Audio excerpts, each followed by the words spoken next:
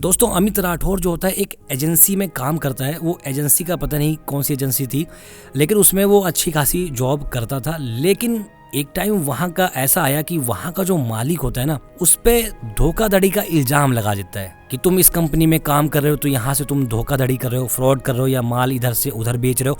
बहुत सारी चीजें उस पर इल्जाम लगाता है। लेकिन अमित राठौर जो होता है वो बोलता है मैंने सर ऐसा कुछ नहीं किया है, मैं ऐसा कर भी नहीं सकता क्योंकि मैं एक नॉर्मल सा सिंपल सा इंसान हूँ। लेकिन जो उसका मालिक होता है वो सारी बातों को नहीं सुनता है। हर दिन उससे कुछ ना कुछ बहस करता है, बोलता है कि नौकरी छोड़कर चला जा, ये कर ले वो कर ले।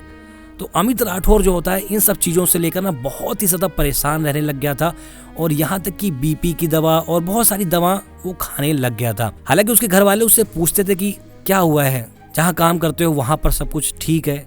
तो अमित राठौर हमेशा बताता था कि हाँ सारी चीज़ें ठीक है। यहाँ तक कि अमित राठौर के जो घर वाले होते हैं उसके मालिक से भी पूछते हैं कि सर क्या हुआ है, आजकल अमित थोड़ा परेशान रहता है और बीपी की दवा खाता है और बहुत सारी चीज़ें हैं, डिप्रेशन में रहता है, टेंशन में रहता है, तो क्या कुछ सही नहीं चल रहा है वहाँ पर।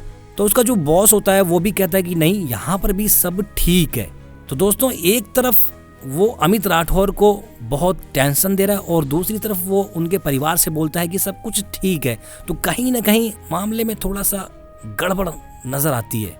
ये जो सारी चीजें थी काफी टाइम तक अमित राठौर झेलता रहा, काफी टेंशन काफी परेशानियों में रहने लगा। और एक टाइम ऐसा आया जब उसने अपने हालात से हार मान ली और अपनी जिंदगी को वहीं पर समाप्त करने का फैसला लिया। तो दोस्तों मैं बार बार वही कहता हूँ कि ऐसी क्या वजह आ जाती है, ऐसी क्या मजबूरी आ जाती है जो इंसान इतना बड़ा कदम उठाने की सोच लेता है। लेकिन दोस्तों जाते वक्त भी अमित के दिमाग में उसका परिवार, उसके बच्चे सब उसको दिखाई दे रहे होंगे। जब भी तो उसने लिखा था कि मुख्यमंत्री जी मेरी बेटी का इलाज करवा देना या ऑपरेशन करवा देना, तो इंसान जब जाता है तब भी उसको अपने परिवार का ही ख्याल रहता है।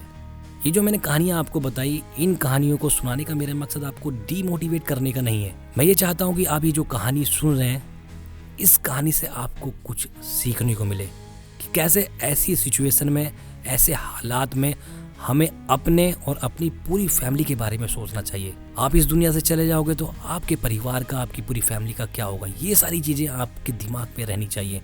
और किस तरह से इन सब हालातों से बाहर निकलना है वो सारी चीज़ें आपके दिमाग में चलनी चाहिए।